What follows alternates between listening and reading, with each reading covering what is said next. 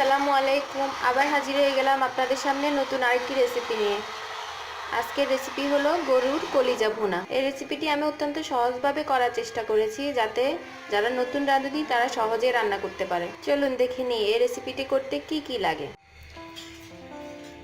প্রথমে কি কি লাগছে আমরা দেখে নিই। এখানে হাফ কেজি পরিমাণ গরুর কলিজা, ভাজা জিরার গুঁড়া হাফ চা চামচ, গরম মশলা গুঁড়া 1 চা চামচ, তেজপাতা 3টা, দারচিনি 3 টুকরা, মিক্সড মশলা মাংসের মশলা এটা হচ্ছে 1 টেবিল চামচ, মরিচের গুঁড়া হাফ চা চামচ, হলুদের গুঁড়া 1 চা চামচ, আদা পেস্ট 1 টেবিল চামচ, রসুন পেস্ট 1 টেবিল চামচ, হাফ কাপ পেঁয়াজ, 3/1 কাপ সয়াবিন তেল। আমি এই রেসিপিটি অত্যন্ত সহজভাবে দেখানোর চেষ্টা করতেছি, যেন যারা নতুন রাঁধুনি তারা সহজে করতে পারে। এখন আমি সব উপকরণগুলো দিয়ে একসাথে মাখিয়ে নিই। এগুলো ভালোভাবে ধুয়ে রেখেছি গরম পানি দিয়ে। এখানে হাফ কেজি পরিমাণ আছে। এখন আমি দিয়ে দিচ্ছি 1 টেবিল চামচ আদা বাটা, 1 টেবিল চামচ রসুন বাটা, 1 টেবিল চামচ মাংসের মশলা,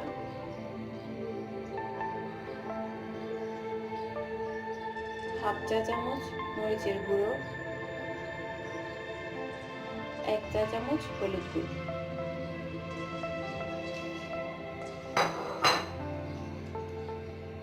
দিয়ে দিচ্ছি।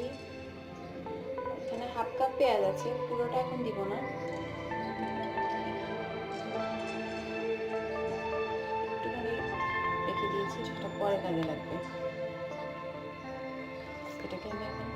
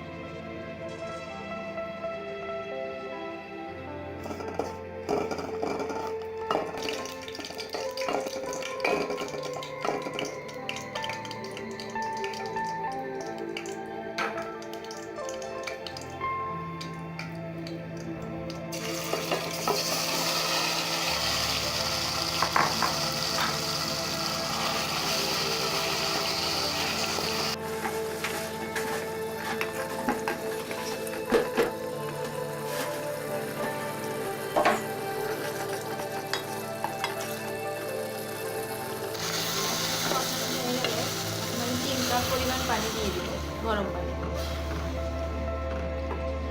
আমি কিন্তু প্রথমে কোনো পানি দিই নাই, ওটা কলিজা থেকে যে পানি বের হয়েছে তাতে এতক্ষণ মশলা দিয়ে কষানো হয়েছিল।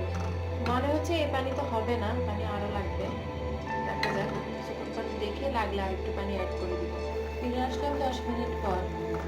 আমার কাছে মনে হচ্ছে কলিজাগুলো এখনো অনেক শক্ত, এই পানি তো হবে না। আরো 3 কাপ পানি অ্যাড করে দিচ্ছি।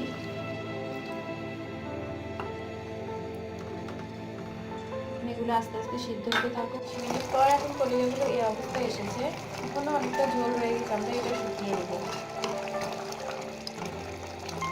এই ঝোলটাকেও আরেকটু শুকিয়ে নেব। কলিজাটা এখন অনেকটাই সিদ্ধ হয়ে গিয়েছে।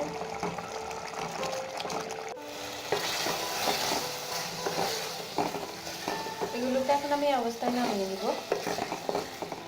পানি একদম শুকিয়ে গেছে, এখন আর একটুও পানি নিয়ে মাখা মাখা হয়ে গেছে। এখন একটু নামিয়ে নিই। চুলায় একটা কড়াই বসিয়ে বাকি যে তেলটুকু ছিল সেটা দিয়ে দিব।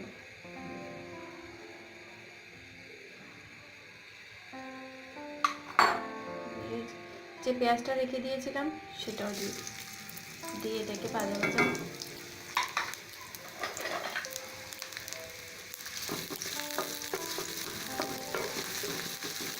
পেঁয়াজগুলোকে বেরেস্তা করে নেব,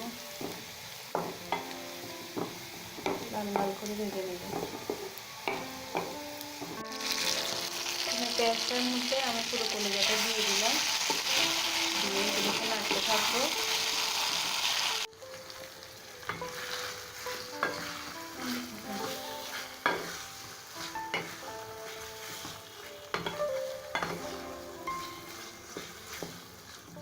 এগুলোকে ভাজতে থাকবো একদম কালো কালো হয়ে যাওয়া পর্যন্ত।